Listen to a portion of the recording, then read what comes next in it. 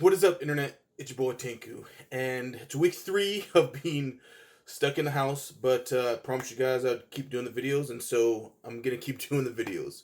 So with all that said, guys, don't forget to like those videos, subscribe to the channel, keep hitting me up on the Twitter, Facebook, Instagram, and comments here. I appreciate the interaction. I appreciate you guys reaching out, seeing how I'm doing, things like that. And so with all that said, guys, let's go ahead and get started.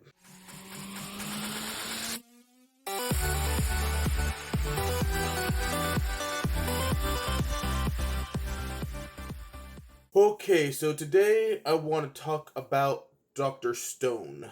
It was an anime that came out last year, of course, and it was a great anime. And since I was so intrigued by it, I continued reading on in the manga. And so I want to talk a little bit about the differences between the anime and the manga and why I am actually going to be anime only on this one. So, um, the plot is basically a big green, like, beam thing comes across the world and turns everybody into stone. So everybody in the world, all organic life was turned to stone, basically, kind of.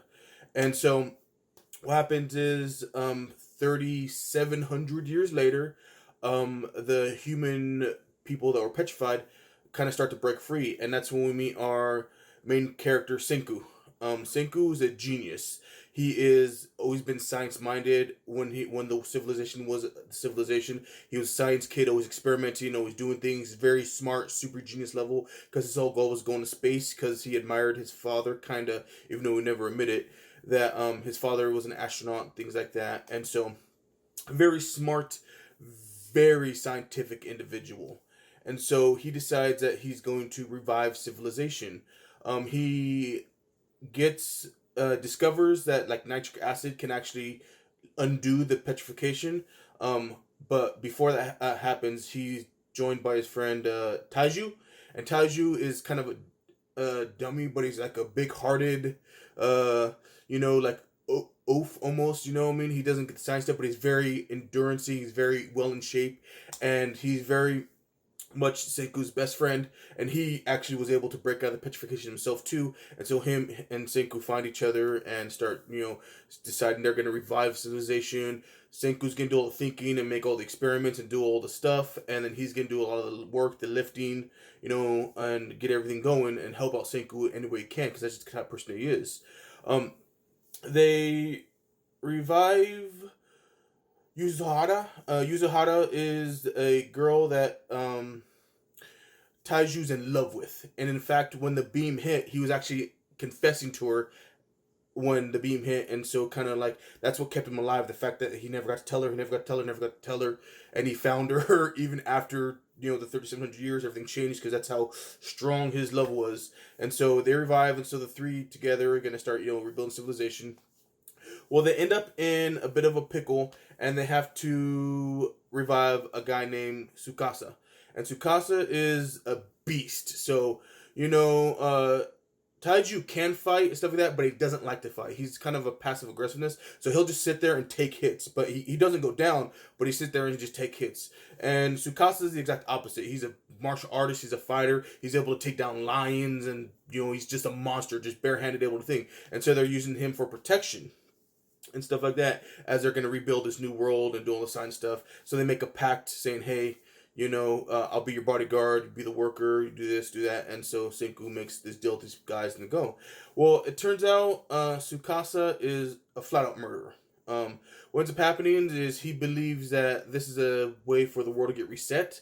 And so instead of reviving the older people, the adults basically, because all these guys are teenagers, all the adults, he starts smashing their statues instead of reviving him, basically killing him essentially, because he believes that the adults is what ruined the world to begin with.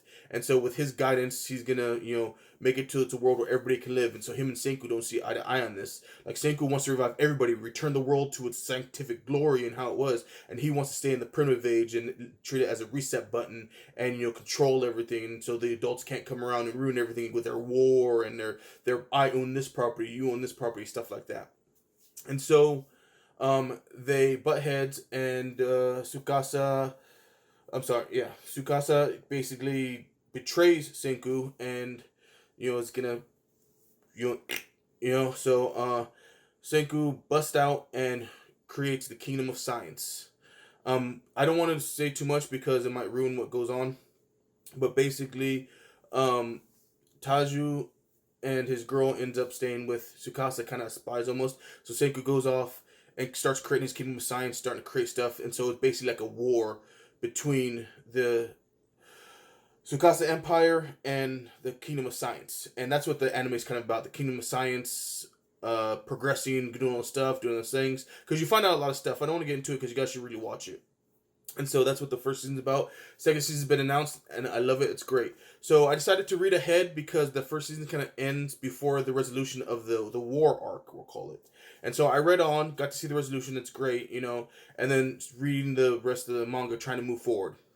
I came to the problem with the manga where, like, it's still a great manga. Don't get me wrong. I'm not saying it's bad and nobody should read it. If you want to read it, read it. But I get to the point to where it's kind of like, I don't know, for some reason, the way this story is designed, it just does better in animation. It gets kind of almost boring. Like, yeah, I get it. You guys are doing this. You got to do the science. Got to, this. The visualizations is kind of, it's there, but it's not there really. And who he's choosing, the politics, who he's reviving first, because he has to get a guy to do this so he can get this done, things like that. And that's great, because that's kind of what happens in the first season a little bit too. But in the manga, it's just for some reason it just kind of falls flat for me. So, but I love the anime. I mean, I read the manga. It's the same stuff that's in the manga. It's in the anime. It's there because it's following the story. But it's just better in animated form, I think. I think it just it pops more when they do the little charts and their little roadmaps to how they're going to complete their task. I just think it pops more in the anime than it does in the manga. So I'm going to stop reading the manga. I got to a pretty interesting point in the manga, don't get me wrong, but I'm going to stop and wait for the anime and be anime only on this, guys, because believe me, they're both fantastic, but I just think the anime is one of those really rare cases where the anime edges out the manga as far as excitement for me and keeps me engaged and locked in there. So, check them both out, guys. Watch the anime, read the manga, and tell me what you guys think. You guys think I'm crazy for liking the anime more and just going anime only on this instead of reading the manga? Or do you guys agree with me?